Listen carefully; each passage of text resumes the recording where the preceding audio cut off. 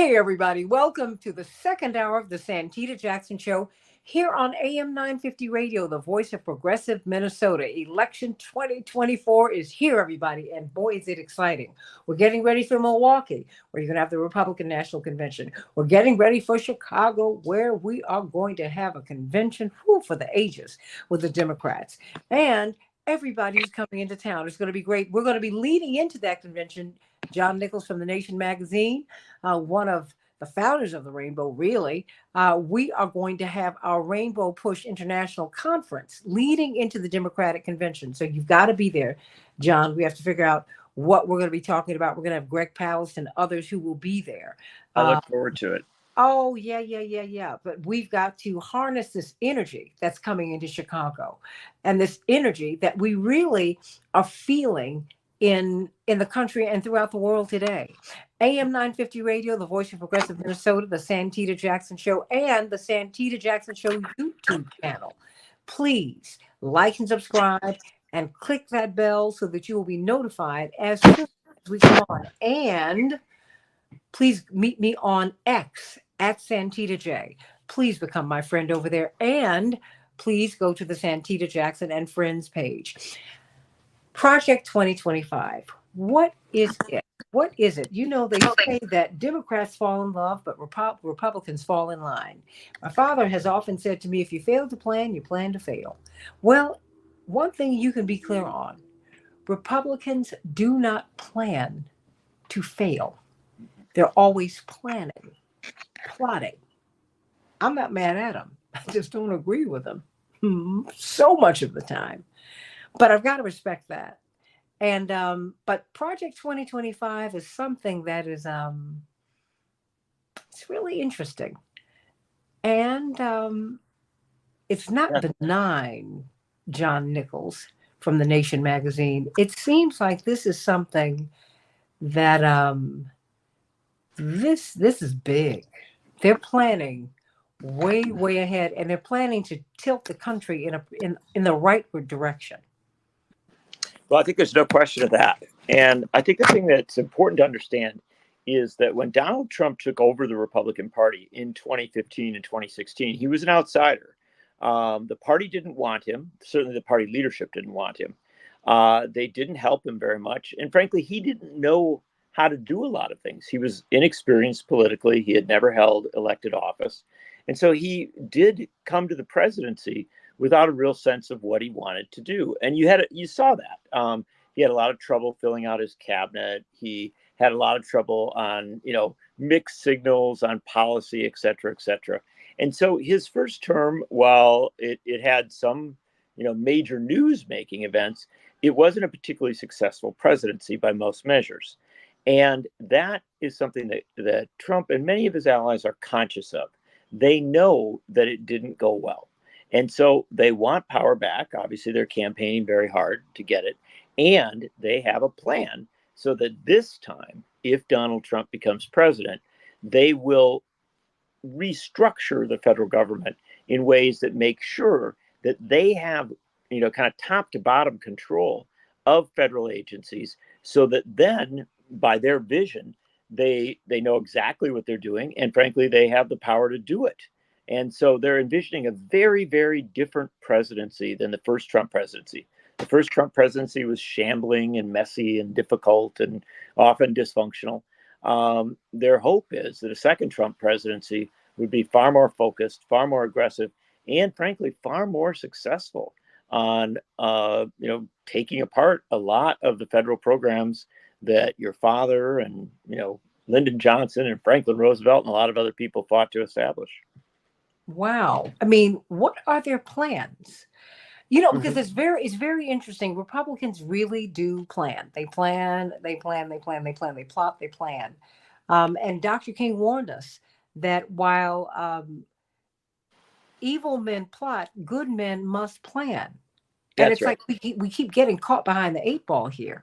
What exactly do they want government to look like? Because I've always had the sense that at least former President Trump and his team were trying to deconstruct government and reconstruct it into something else. Right.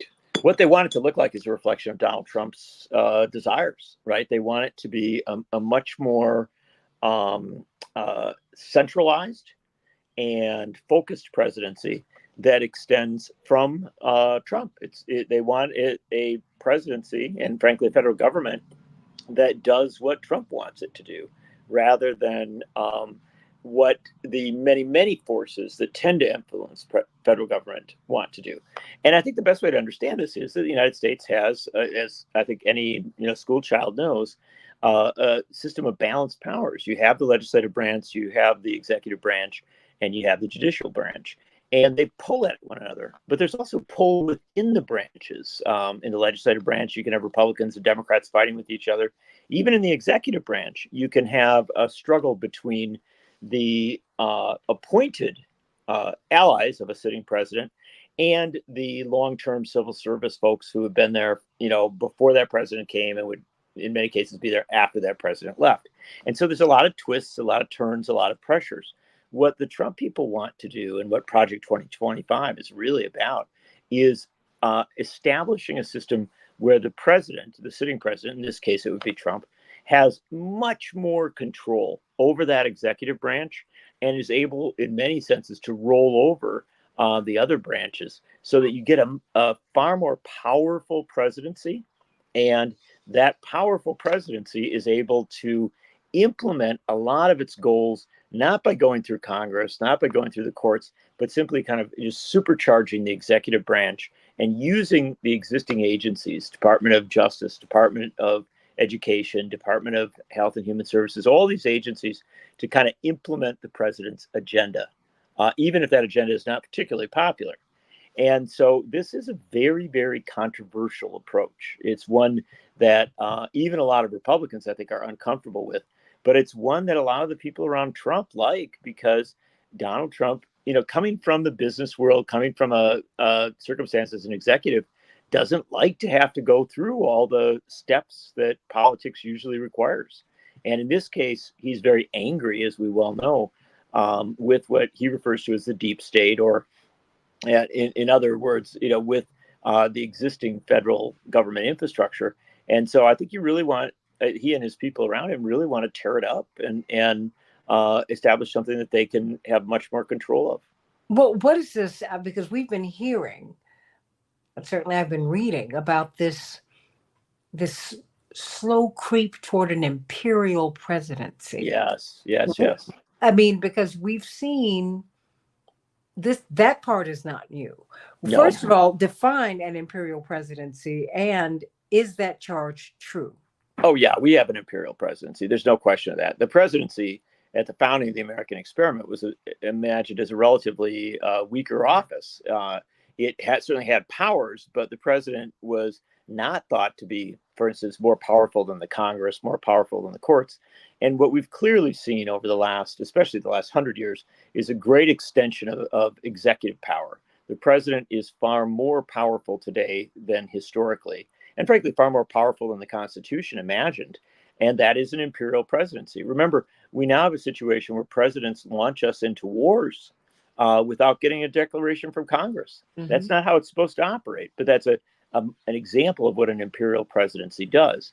And so if you imagine, or if you understand, that we already have a very imperial presidency, our presidents are, to my mind, far too powerful. They don't have to kind of go and rally the people. They simply do, in many cases, what they want. Imagine if that was supercharged. Imagine if, instead of just the imperial presidency that we have today, we have one that is far more focused on the president, far more powerful, far more able to kind of do the will of the individual who holds the executive office, rather than to operate out of any kind of consultative model.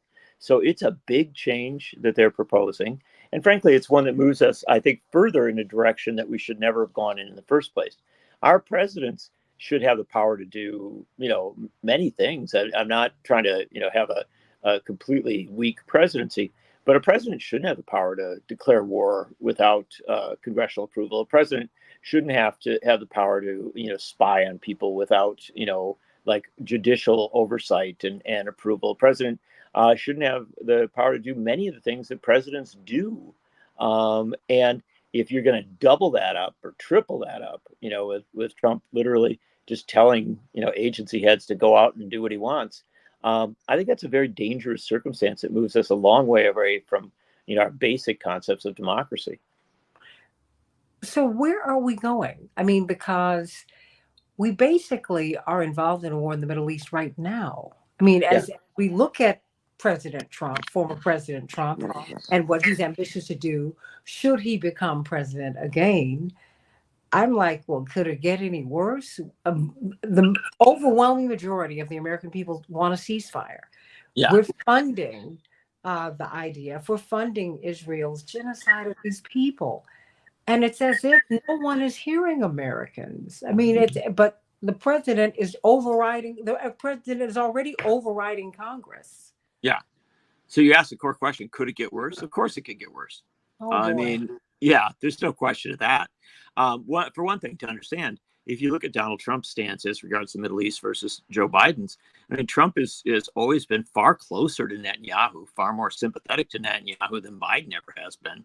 So right off the beginning, right at the start there, imagine a president who is more determined to let Biden or let Netanyahu do what he wants, more determined to side with the extreme right within Israel, against many Israeli people who really do object to what Netanyahu is doing and how he does it.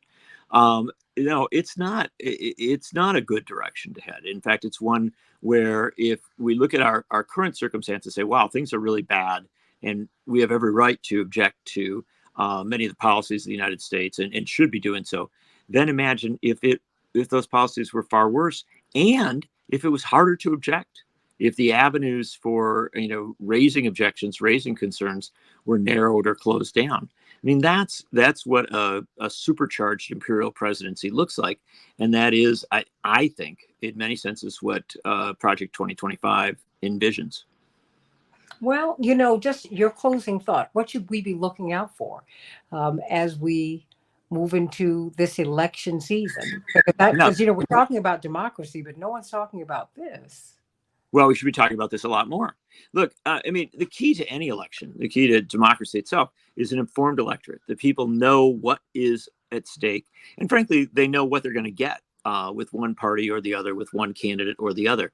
Unfortunately, our media and a lot of our political class, they don't accept that basic construct. Instead, they spin things, right? They give you a fantasy of what they might want to do, and they also don't go deep on what they will do. That's the job of media. Our media often fails in this regard. And so a show like this becomes very, very important when we talk about the fact that there is a Project 2025, that there is an effort to come in strong with Trump far more empowered than he was in the last term, and that many of the approaches and avenues that they're looking at are ones that are going to threaten civil rights and civil liberties and real concerns in this country. If we talk about that, I think people will reject it, frankly. I don't think people want that, but they do have to know what is in the offering, what is at stake. And frankly, they need to know that about Biden as well. Again, an informed electorate is what we want. We want people to have a good sense of what's at stake. And so on shows like this, we have to talk about it. The Nation magazine has done a full issue on Project 2025 that's out. It's coming out. It's frankly just shipped this week, and I think it's a really important issue, right? And people can, again, with everything, people can take their own, measure of this. They can decide that whether it really concerns them or whether it doesn't. But they should at least know about it, because one of the worst things that can possibly happen in politics is to elect someone to an office and to be surprised when they do all sorts of things that are far more dangerous, far more destructive than we imagined. John Nichols of the Nation magazine writing this week about Project 2025. How many of you have heard about it? You need to know about it because you need to know what the plan is. We keep getting caught up in personal politics, personality politics. There's something called policy in politics, y'all, and we need to know what policies these very serious people are fighting for. John Nichols, the Nation magazine, sending you so much love today. And right back to you. Thanks for having me on. I really appreciate it. And I appreciate the serious discussion. Thank you so much. Well, joining us is Dr. David Gibbs from the University of Arizona. The Revolt of the Rich is his book. We love it. We love it. We love it. Go to Amazon and get it right now. Right now, you need to get it. Well, here we are, pardon me, in the middle of the election 2025, and I can tell you right now, this is exciting stuff, but it's also unsettling, uh, Dr. Gibbs, because when you look at, to your way of thinking, Project 2025, what is it? It seems like as we're caught up in President Trump, former President Trump's personality, we're missing what he is going to be doing, what he plans to do in terms of policy. Just how well we're watching. I mean, we're watching him want to reshape the presidency, but it didn't begin with him. But let's start with Project 25 and then work our way back. Right.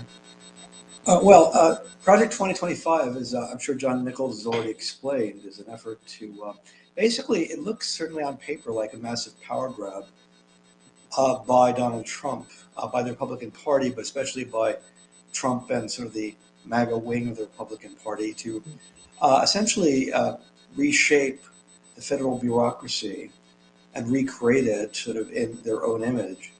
I'm assuming that the intent here is mostly very pernicious. The intent is, I assume, to pack the federal agencies with party loyalists who are not necessarily competent in their area of policy. They are going to pack it with people who are ideologues who are committed to not enforcing laws that have already been passed by Congress. And I think they would probably undertake a lot of policies I personally would disagree with, but I would disagree with the whole idea of this kind of ideological remaking of the federal government, which is certainly what the intent is, or at least that's how it looks to me. I suppose on the other side of the ledger, I'm not persuaded Trump has the temperament to really engage in that kind of massive restructuring. He tends to be very impulsive, very focused upon image and the latest headline, and to restructure the federal government requires discipline and focus. That's not something he's shown in the past. He mostly seems to be focused upon the latest headline result, the latest poll. He moves from issue to issue. Oh, Dr. David Gibbs, University of Arizona historian, and I'm so glad that you're back. You froze, and you were saying, but you were talking about his. I want you to pick up on his lack of discipline. Everything he's shown in his first Trump presidency has been that he doesn't really have a taste for policy or for really the kind of massive restructuring that's being applied here. He tends to, I suppose he could appoint people to positions that could do it for him. The people he appoints tend to be, as far as I can tell, not that competent in the area of policy making. So I think that has to be taken into account here. It's questionable how much of this he'll actually be able to accomplish, even if he's elected president. It must be said as well that really both parties are becoming increasingly brazen in their willingness to abuse power. I mean, it goes without saying that Trump is intending to do that. I think it's clear he's intending to do that. Whether he'll achieve it or not is another matter, but I think he would like to do that. I don't doubt that. But it must be said the Democrats have also abused power in a very somewhat mirror imaging kind of way. I'm thinking in particular of the intelligence services, which the Democrats have tried to abuse. A very striking example that got remarkably little attention is the Democrats did try to use the CIA to block the inauguration of Donald Trump. It was in Politico. I mean, it's on the record. No, but please explain. I'm sorry? Please explain. Yes. Because yes, I we're will also explain. hearing that leaders of the intelligence community, the CIA, et cetera, that they also colluded with each other to keep former President Trump from signing the papers that would have ended NAFTA, for example. Right. Well, there's a whole series of things I can go into in a moment, but first let me just explain with regard to the election. Okay. That's an important point I'd like to go into a little bit. Is that Nancy Pelosi's daughter came up with an idea after Trump was elected to give a temporary security clearance to the electors and give them a secret briefing by the intelligence services led, I assume, by the CIA And the idea was to swing enough electors behind Hillary Clinton and get her elected based on this secret briefing. It was endorsed by Hillary Clinton, by Chuck Schumer, by the senior Nancy Pelosi herself. And it wasn't done because I think it's even for the CIA, which seems very power hungry and very willing to intervene in domestic politics, that was a bridge too far for them. Because what would have happened here is it would certainly get very close to having the CIA electing the president. All right.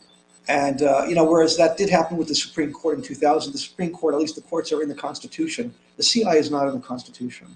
That would be a very awkward position. But the fact that Democrats are willing to endorse this idea reflects a certain ruthlessness and willingness, basically, to frankly abuse power that is disturbing to me and somewhat parallel to what I think Trump would like to do.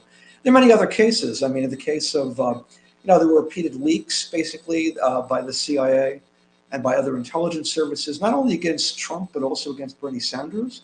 They tried to smear Bernie Sanders in a very clear way, claiming that, the Kremlin is behind his or supports his candidacy, very conveniently right after he was on a roll because of the win in the Nevada primary. And I think it's highly likely that was done in collusion with the Democratic mainstream. So it's not just, I don't like Trump, and frankly, I don't shed any tears for him. The problem with setting precedents or having the CIA or other intelligence services like the FBI get involved in domestic politics is it won't stop with Trump, all right, once you get the ball rolling on that. And it'll be used against other candidates too. It has been used against other candidates, notably Bernie Sanders. So this is a very disturbing trend, the willingness of the Democrats to use the intelligence services. There was the letter by 51 retired intelligence officers. And again, I emphasize the fact that you never really retire fully from these agencies. That basically said the Hunter Biden laptop was Russian disinformation, or strongly implied that. All right. And so it was banned from Twitter as a result of that. Twitter banned any mention of it. And it turned out it was a true story. That's blatant election interference is what it is. All right. And I find that very disturbing. And so I think basically, let me interrupt you here, because you have gone on the record and you have said, I am not a Trumper. That's right. That's right. Why is it, though, disturbing to you that these things are happening to him? Because it's so unfortunate. Today we have to give caveats. We have to say, I don't support him, but I don't like anyone being unfair. I mean, I felt you and I both shared the same opinion about the New York trial. It was like, what is this? Yeah. If you're going to get him on policy. But on this, come on, you guys. This is a weak case. Even what Letitia James did, and I think she's brilliant. But the fact is they basically found him guilty of nothing. That's right. The banks said, we made money with each other and we do business with him again. So what are you all talking about? So he's a thief. I mean, what? And the thing is, this thing, it cuts both ways, right? And that's what I am afraid of that.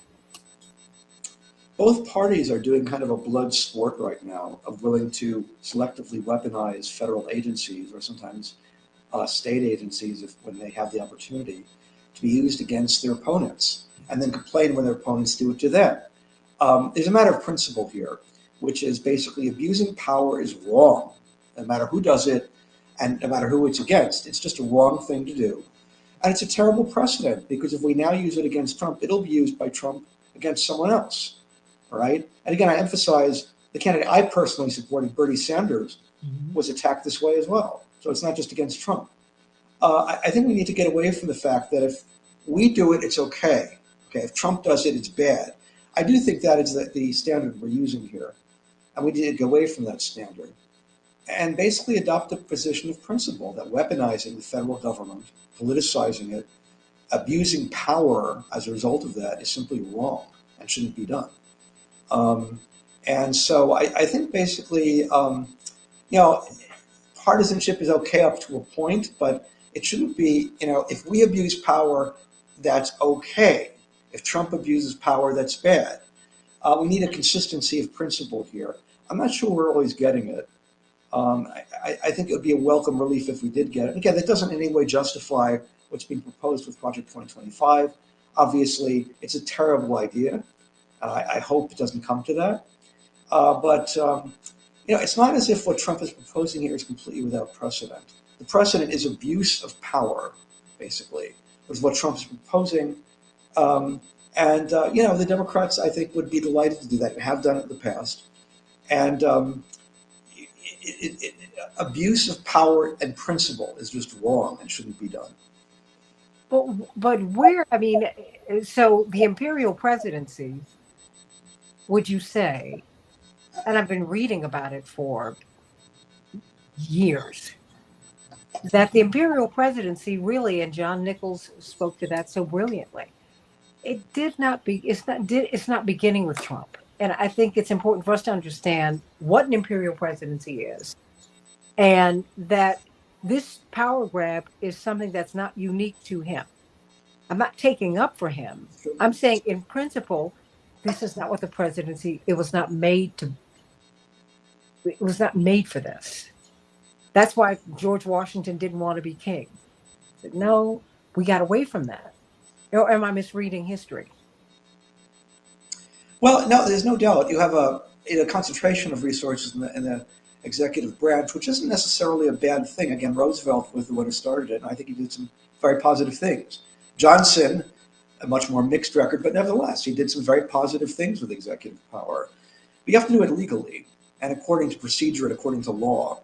The CIA and the intelligence services, except for the FBI, well, the FBI too, are not supposed to get involved in domestic politics. They're not supposed to do that, all right? But they do it all the time. They've been doing it regularly. The FBI, of course, has a long history of this, especially a very nefarious history. I've mentioned this before. Nixon clearly tried to use the federal government as an instrument to punish his enemies, and we know what happened to Nixon. I think what we're seeing now, again, is both sides are perfectly willing to engage in abuse of power if it suits their interest and then demonize the other side for doing it. Another thing I suppose I'm very disturbed by is the Democrats' desire to establish the federal government as defining disinformation and therefore defining truth, and then. And we are talking with Dr. David Gibbs, historian from the University of Arizona, about Project 2025. Well, no, it's okay. Things froze. And I just want to remind people who we're talking about and to get your book, The Revolt of the Rich. So much of why we are where we are, he is outlining, because the politics of the 1970s were a direct reaction to the progress of the 50s and 60s and the revelations, things that we found out about our government that we never knew. Not to get too far off course here, but I asked my mother, and my mother and father didn't march with Dr. King. They worked for him. They worked for him for $75 a week that they had to raise. I asked her, given that, because I don't know if I would have been able to get through 1968. On Sunday, the president says, I'm not going to run and I'm not going to accept the nomination. Thursday, Dr. King is killed. 6 weeks later, Bobby Kennedy's killed. I'm like, how did you not lose your minds? Because that would be just too much. And then Chicago exploded. The Dr. King was killed. Then it exploded again during the convention. It's just, I said, what was the worst? You've seen a lot, Mom. What was the worst? What do you think is the worst thing that you've ever seen in your lifetime? She said, without reservation, assassination of John Kennedy. I said, wow, really? She said, yeah. Because after he was killed, everything came apart. The wheels just came off. You didn't trust anybody, anything. In real time, no one trusted the Warren Commission. In real time. And Dr. King felt that after they killed John Kennedy, that he would not make it to the end of the decade, and he didn't. And so, but you have like an imperial group in the country, like a J. Edgar Hoover, who weaponize the government and they take people out. Yes, they do. If they don't take you out by reputation, they kill you. Now they don't kill you as much as they destroy your reputation. Well, that's right. I think that, you do have a problem that the intelligence services, which were mostly created after 1947, the FBI preceded that, but mostly after 1947, the National Security Act, created a kind of little stain of totalitarianism in a democratic country. The sort of secret government, and it is a secret government. It's a government behind the government, you might say. That really is, the accountability is very tenuous. And it's not accountable to the public really at all, because these agencies operate in secret, so they're not really accountable to the public. And there's an enormous potential for abuse of power here. And I see that there's a great willingness by both parties to want to use this as an instrument to attack the other party. That's very dangerous. But I don't see this as only a problem of the Republicans. I see this as a problem of both parties. I'd be interested in hearing John Nichols' reaction to what I'm saying, because I suspect he might have a different perspective on this. I don't know if John is still here, but I'm going to unmute him because I know he's wanted to hear from you. John Nichols? John, you still there? Well, actually, I know he had a hard out, but I want to find out. Let me ask you, because you just said you supported Bernie Sanders. I did too. Yes. And so it's very clear what your political inclinations are. Yes. But you always take pains, and maybe it's a scientist in you as an historian, because that is what you are. You said, yeah, the Republicans do this, but the Democrats do this too. Yes. Power corrupts, and absolute power corrupts everybody. Absolutely. Why do you find it necessary to bring that up? To balance the scales, if you will. I mean, why is it important for us all to really understand that that power just gets abused by everybody? Well, I think that the particular danger here is when we basically take a partisan view of this issue, and we establish that it's okay if my side abuses power, but bad if their side abuses power. Mm-hmm. Double standards here. I mean, another double standard is the issue of election denial. Biden, fair and square, won the 2020 election. The Republicans denied it. That was outrageous. They also tried to overturn it through a riot in the Capitol. And that was even more outrageous. And Trump then tried to overturn it further in Georgia through really some pretty shocking activities. That all happened. But people forget that in 2016, Hillary Clinton never fully accepted that she lost the election and said it was an illegitimate loss, or she strongly implied it was illegitimate because the Russians, supposedly, she implied, had engineered Trump's win. Trump had colluded with the Russians. Nothing ever came of that. There's no serious evidence to back that up. I mean, the Mueller report didn't. Well, it was in fact disproved, right? I would say yes. I would say it's been actively disproved. All the talk, there was months and months of talk about a Russian Facebook campaign. There have been 3 academic studies by top academics on what effect it had on public opinion. 0. And it's 0 effect on public opinion, if there was any Russian Facebook campaign. And so, all of this suggests there's a certain mirror imaging. In 2016, people are outraged, and rightly outraged, when Trump rallies said lock her up, lock Hillary up. Now the Democrats are doing the same thing. They're cheering the idea of wanting to put Trump in jail, often for what seem like very thin reasons. As we've discussed before, the recent conviction of him in New York City seems pretty thin. But the Democrats want to lock him up for that, just because they just want to lock him up to make sure he doesn't win the presidency. And that's just that's a double standard. That's a moral double standard. And it's not a good look, and it's not a good reality. So when we look at what Project 2025 is calling for, how could we even, number one, is it a campaign issue? Should it be a campaign issue?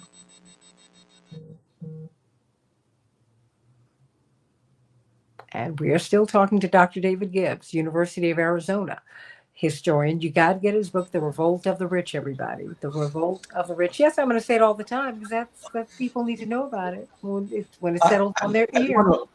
I know you're like, oh, no, don't say it. I want to apologize for my internet. Something's wrong. I'll do it for my office next time. Don't worry. It's okay. But when what do you should this be a campaign issue? I'm And sorry, what should be a should campaign? Project 2025 really in the nature of the presidency? Oh yes, it's a very legitimate campaign issue that Trump is looking for a power grab, basically to set up a situation where he can abuse power, not enforce congressional laws. That's certainly how it looks to me, and I'm sure that's what Trump intends. And the Democrats would be right to emphasize this as a campaign issue. Although, unfortunately, they're weakened by the fact that they themselves have abused power. So it doesn't put them on the moral high ground, at least not consistently. But yes, I do think it's a perfectly legitimate campaign issue. Is that why you think they're not bringing it up? Because someone could then say, but Gaza, but the money to, I mean, executive orders to the tens of billions of dollars each time. Well, it is interesting. The Democrats really haven't brought it up as a major issue, although what some have called the shadow party, publications and think tanks that are connected to the Democrats have been emphasizing it. I haven't seen it yet formally brought up, let's say, by Biden. I assume it will, but maybe Biden's reluctant to go there for reasons you've just stated. I don't know. I guess we'll see. I don't know. I mean, I'm concerned. Yeah. You know, what is just originally, what was the presidency? How was it designed? I mean, and how far away are we from, I guess, the best ideals? I mean, just because because I think many of us we're not familiar enough with American history to understand the debates that the founding fathers had about just how this government was supposed to work, states' rights. Is this going to be really, is the power going to be held by the federal government, or will we dispense it to the states? And how, there's always been that conflict, and, we still select a senator should they pass away I mean, and then, it was the people's house, but the people's house, you're not supposed to have 435 members today. You're supposed to have thousands. Because it's supposed to adjust to the population. I mean, it's like we're really far away, Dr. Gibbs. I think that, there's no doubt that the framers of the Constitution, I think, did not expect a presidency with the degree of power, anything close to the amount of power the presidency has today. I think they envisaged a much stronger role for the states, for Congress. The imperial presidency is, I think, a post-Wilson, and particularly a post-Roosevelt phenomenon. The presidency we know today. I myself, in a sense, some aspects of that I don't have a problem with, in that, the Constitution was written over 200 years ago. It's, at a very different time and place, and attitudes evolve, politics evolves, and I think some very positive things were done with the imperial presidency. The welfare. Would that be under Roosevelt, FDR? Roosevelt in particular, yes. To some extent, Johnson. Desegregation was made possible by the imperial presidency to a large degree. I mean, if we had states' rights, nothing would have happened. We all know that. And so I think, it's not necessarily a bad thing. And it was done, many of these things were done legally, which is good. I like legally.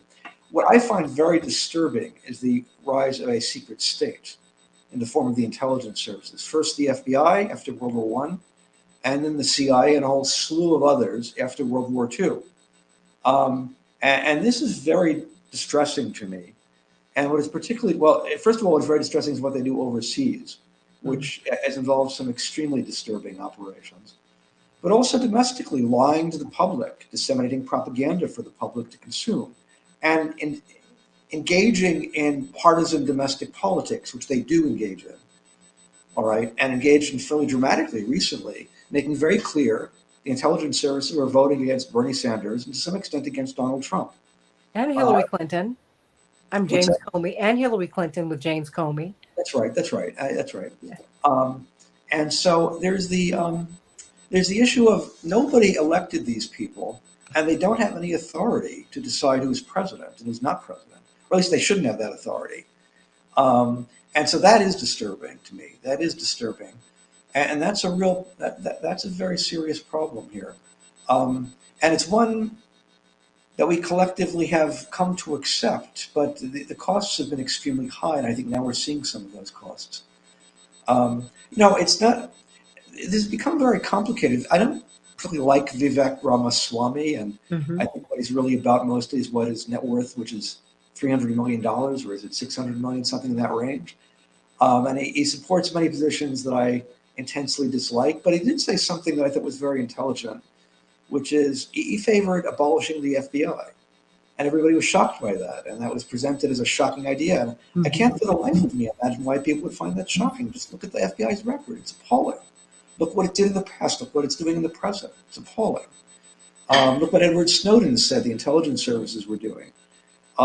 So, the idea of abolishing the FBI is a shocking right-wing idea. Why it's a right-wing idea, I don't understand. What? Wait a minute. Why is it a right-wing idea?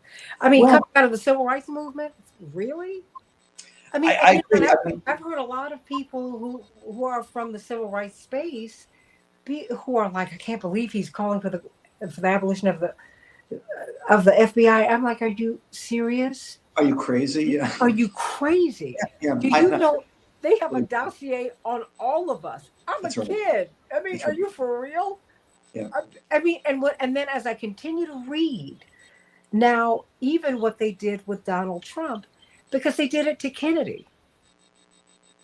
That's right. John Yeah, Kennedy yeah. was, I mean, he was blocked. He was jammed by the generals. That's why he had the Bay of Pigs. That's why his father, who's one of the most powerful men of his time, said, no, no, no. When you go there, you take your brother with you. He was like, Dad, nepotism. He said, no, I know these people. My brother, Bobby doesn't have a lot of experience. Bobby has your back. You need him. Trust me, you need him. I understand these people. I know J. Edgar Hoover. I knew FDR. I know all these people.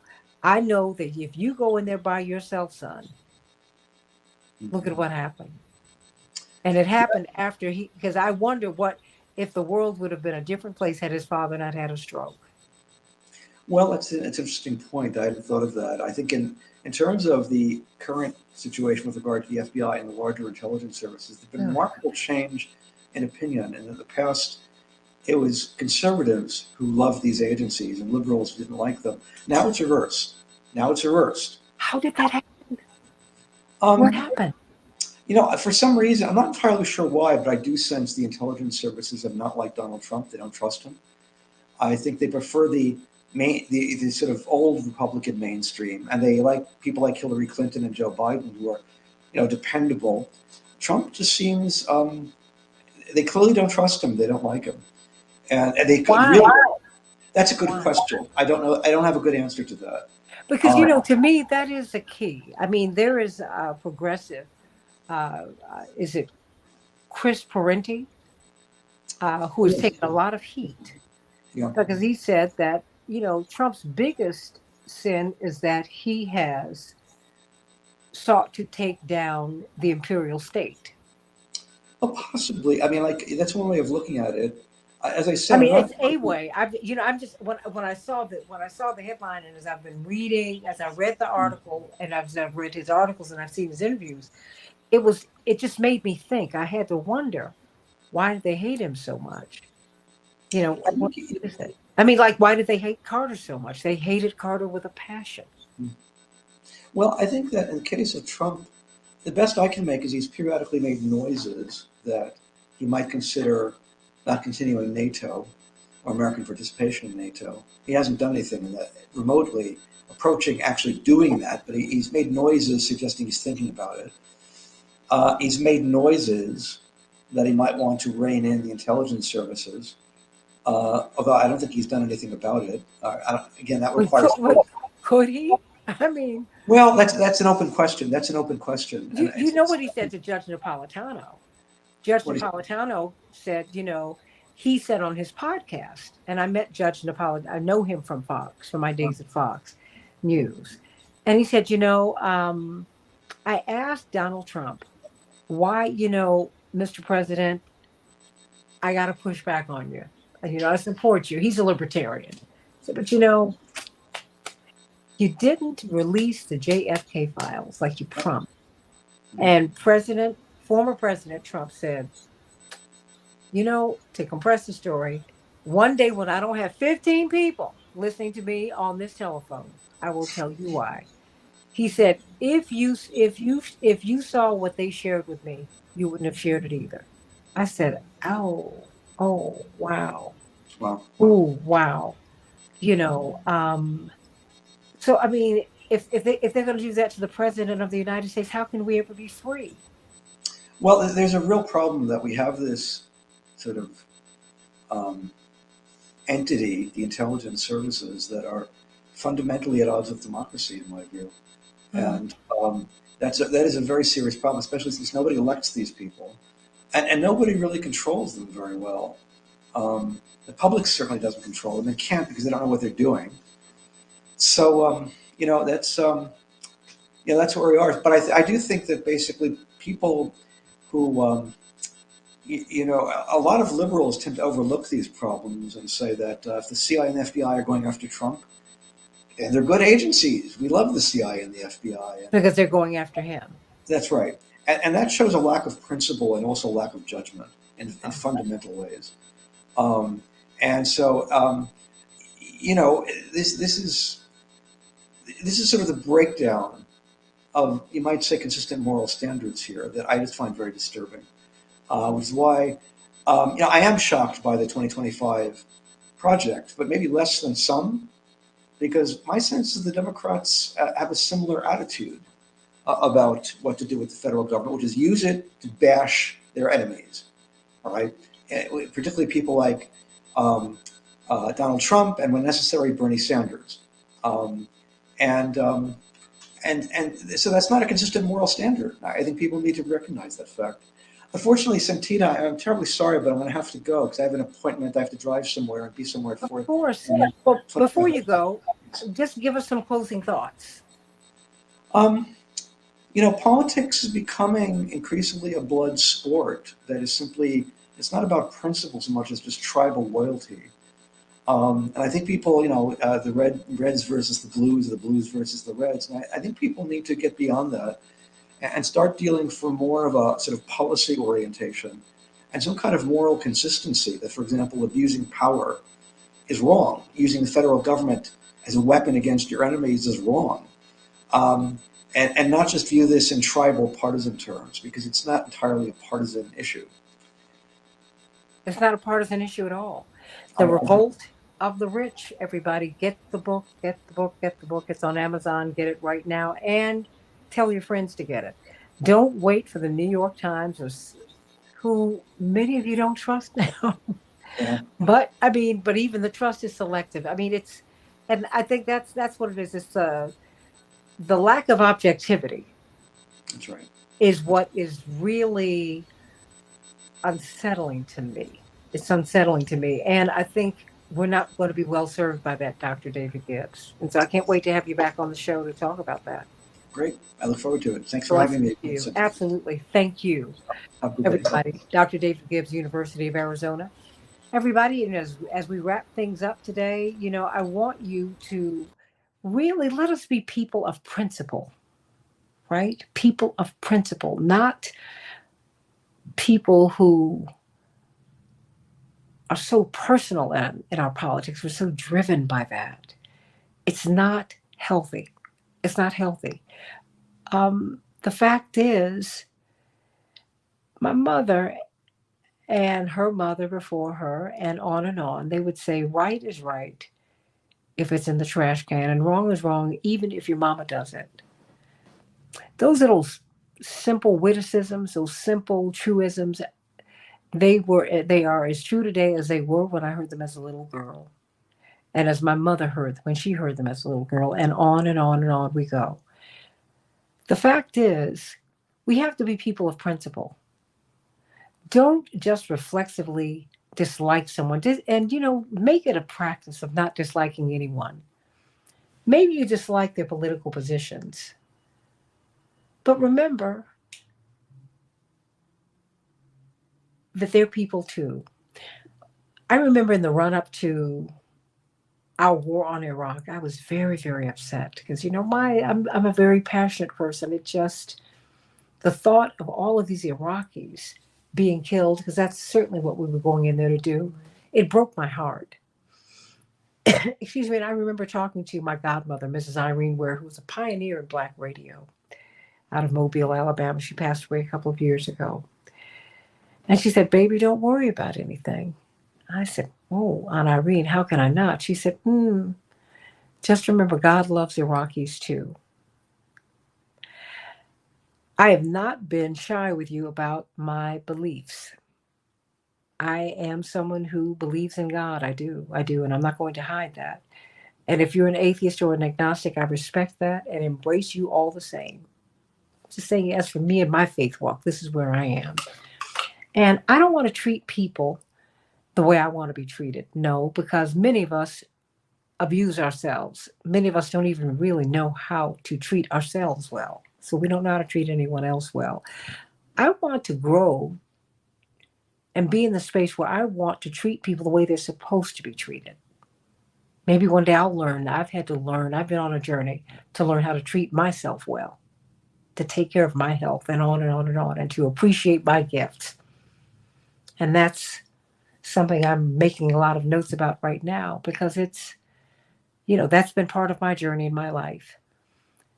But I hope that we will grow, everybody, grow, and really take a step back and look at our government. It really is great, but it has been abused, it has been misused, and it's hurt a lot of people, it's killed a lot of people, and it's not been right. And the thing is, if they will abuse a president you don't like, they will abuse a president. These intelligence agencies and these people they will abuse who you like. So get over that. Get over it.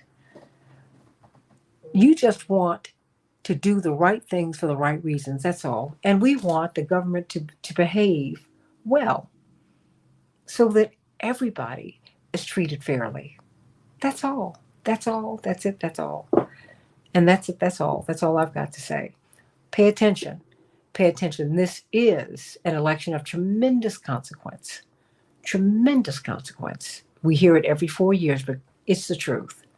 So get registered to vote. We will be talking about how to vote. And if you had a record, how you might still be able to vote. All of that. We're going to be talking about that going forward. We've got to get involved, everybody. Get involved in this system. Remember, the Rainbow Push International Conference is August 13th through the 17th. The Democratic Convention, 18th through the 21st in Chicago. I want you to come to Rainbow Push. Go to rainbowpush.org. Just come on to Chicago. We are going to have a great time. We're going to be talking about the great issues of the day. And I cannot wait to welcome you to Chicago. In the meantime, I love you, Minneapolis, St. Paul. Thank you, Chad and Brett and my whole AM 950 radio family, for embracing me and for having me on your air. I love you, everybody. God bless you. Can't wait to be with you tomorrow on the Santita Jackson Show. Bye-bye.